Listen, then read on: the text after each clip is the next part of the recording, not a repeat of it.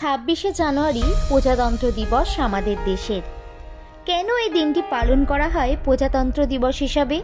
কেনই বা 26শে জানুয়ারিটাকেই বেছে নেওয়া হলো এই দিবসের জন্য, অন্য দিবস কেন নয়? ভারত তথা পৃথিবীর সমগ্র ইতিহাসেই কিন্তু এই দিনটির আলাদা গুরুত্ব রয়েছে। প্রতি বছর 26শে জানুয়ারি ভারতের প্রজাতন্ত্র দিবস পালন করা হয়। 1947 সালের 15ই আগস্ট ইংরেজ শাসনে থেকে স্বাধীনতা পেয়েছিল ভারত। সেই দিনটিতে স্বাধীনতা দিবস উদযাপিত করা হয়। তবে সেই সময় ভারতের নিজস্ব কোনো সংবিধান ছিল না। তাই সেই সময় ব্রিটিশ সরকারের 1935 সালের গভর্নমেন্ট অফ ইন্ডিয়া অ্যাক্টের সংশোধিত সংস্করণ অনুযায়ী স্বাধীন ভারত শাসন করা হতো।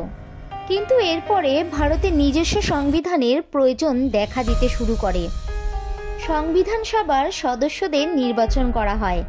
Doctor B R. Ambedkar, Jawaharlal Nehru, doctor Rajendra Prasad, Sardar Vallabhbhai Patel, Maulana Abul Kalam আজাদের মতো গুরুত্বপূর্ণ ব্যক্তিদের নিয়ে সংবিধান সভা তৈরি করা হয়। 1947 সালের 29 আগস্ট আম্বেদকরের নেতৃত্বে ভারতের স্থায়ী সংবিধান প্রণয়নের উদ্দেশ্যে একটি খসড়া কমিটি গড়ে তোলা হয়। এই বছরের 4 নভেম্বর খসড়া কমিটি সংবিধান সভায় ভারতীয় সংবিধানের খসড়া জমা দেওয়া হয়।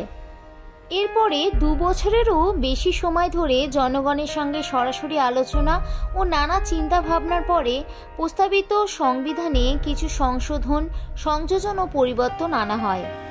1949 সালের 26শে নভেম্বর সংবিধান সভায় শেষ পর্যন্ত ভারতীয় সংবিধানের খসড়া গৃহীত হয়। সভার 308 জন সদস্য 1950 সালের 24শে জানুয়ারি সংবিধানে 2টি হস্তলিখিত কপিতে সই করেন। এর একটি ছিল ইংরেজি, অন্যটি ছিল হিন্দি।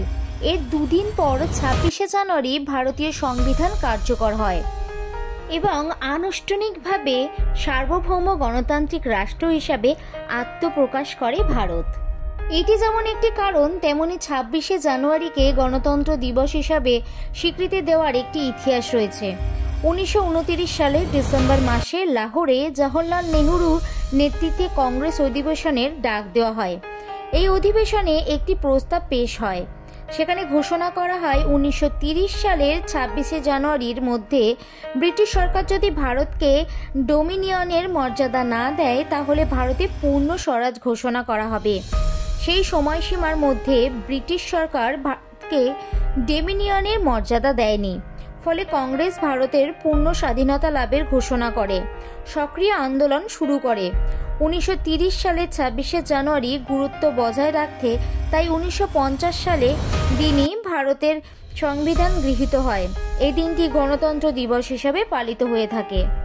26শে জানুয়ারি সকাল 10:18 ভারতের সংবিধান কার্যকারী হয়।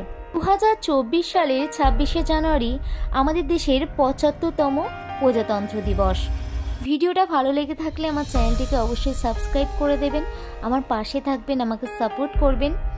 আমাদের দেশের জন্য যারা প্রাণ ত্যাগ করেছেন সেই বিপ্লবীদের আমি প্রণাম জানাই। বন্দে মাতরম।